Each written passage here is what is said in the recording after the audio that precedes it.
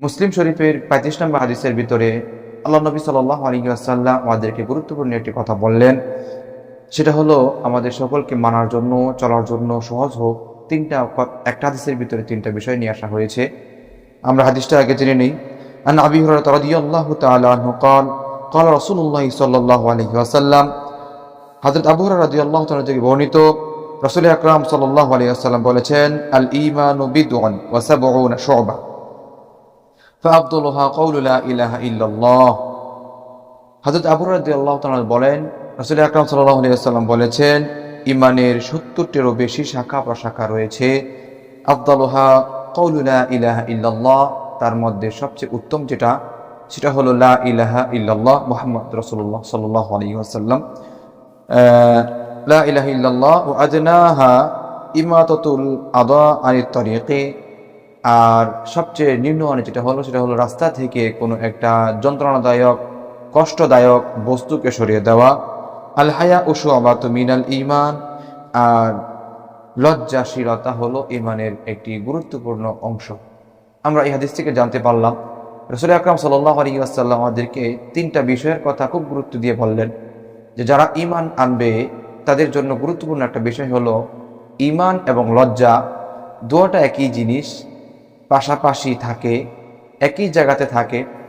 বুখারী শরীফের ৬,১২০ নম্বর হাদিসের মধ্যে এসেছে লজ্জা এবং ঈমান দুইটা পাশাপাশি থাকে। অন্য হাদিসের ভিতরে এসেছে লজ্জা শরম যে গুরুত্বপূর্ণ একটা বিষয়, সেটা হলো বুখারী শরীফের আরেকটি হাদিস আছে, ইযা লাম তাস্তাহি ফাসনা মা শি'তা, যদি তোমার লজ্জা না থাকে তাহলে যাহা ইচ্ছা তাহাই করিতে পারো। এখানে লজ্জার ব্যাপারে রাসূলুল্লাহ সাল্লাল্লাহু আলাইহি ওয়াসাল্লাম কেন গুরুত্ব দিলেন? এই জন্য লজ্জার ব্যাপারে গুরুত্ব দিলেন যে যখন মানুষের ভিতরে লজ্জা শক্তি না থাকে, স্বাভাবিক সে যখন সৃষ্টিগতভাবে সে লজ্জাশীলতা তার ভিতরে না থাকে, তখন সে বড়কে কখনো সম্মান করে না, ছোটকে স্নেহ করে না। তার চলাতে, তার ফেরাতে, তার আমলে, তার আখলাকে, তার কথা, তার বার্তাতে যে কোনো সময় বিয়াদবিমূলক আচরণ হতে পারে। একজন মানুষ যখন সে আল্লাহ সুবহানাহু ওয়া তাআলাকে বিশ্বাস করবে, যখন তার ভিতরে লজ্জা থাকবে, তখন সে আল্লাহ তাআলাকে সে যখন দেখবে এবং অনুধাবন করবে যে আল্লাহ তাআলা তো আমাকে দেখছে, তো সে সুবাদে আমি কিভাবে এই পাপ কাজটা করতে পারি।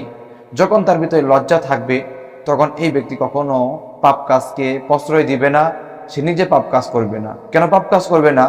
যদি আমি পাপ কাজ করি তাহলে আল্লাহ সুবহানাহু ওয়া তাআলা আমাকে তো জাহান্নামে দিবেন, তিনি দেখতেছেন। অন্য আয়াতের ভিতরে আল্লাহ সুবহানাহু ওয়া তাআলা বলেন, ওয়া মাআকুম আইনামা কুনতুম আল্লাহু বিমা তা'মালুনা খাবীর আল্লাহু বিমা তা'মালুনা বাসীর। তো আল্লাহ তাআলা আমাদের সমস্ত আমল সম্পর্কে অবগত আছেন। এজন্য আমাদের জীবনকে পরিশোধন করার জন্য রাসূল আকরাম সাল্লাল্লাহু আলাইহি ওয়াসাল্লামের এই হাদিসটা খুব গুরুত্বপূর্ণ একটা হাদিস। আমি হাদিসের অর্থটা আবার বলছি। আবু হুরায়রা থেকে বর্ণিত, তিনি বলেন, রাসূল সাল্লাল্লাহু আলাইহি ওয়াসাল্লাম বলেছেন, আল ঈমানু বিদউন ওয়া সাবউনা শু'বা, ঈমানের অনেকগুলো শাখা প্রশাখা রয়েছে। আফদালুহা কাউলু লা ইলাহা ইল্লাল্লাহ, তার মধ্যে সর্বোত্তম হলো লা ইলাহা ইল্লাল্লাহ, আল্লাহ তাআলা ছাড়া অন্য কোন মাবুদ নাই। আদনাহা ইমাতাতুল আদা আনিত তরিকি, রাস্তা থেকে কোনো যন্ত্রণাদায়ক বস্তুকে সরিয়ে দেওয়া যেন মানুষের কষ্ট না হয়। আল হায়া শু'বাতুম মিনাল ঈমান, আর লজ্জা হলো ঈমানের একটি অঙ্গ। যে হাদিসটি পাঠ করেছি, এই হাদিসটি এসেছে মুসলিম শরীফের ৩৫ নম্বর হাদিস, সুনানে আবি দাউদের মধ্যে এসেছে ৪,৬৫৬ নম্বর হাদিস, সুনানে নাসাই শরীফের মধ্যে এসেছে ৫,০০৪ নম্বর হাদিস। আল্লাহ সুবহানাহু ওয়া তাআলা আমাদেরকে এই হাদিসের উপর আমল করা তৌফিক দান করুক।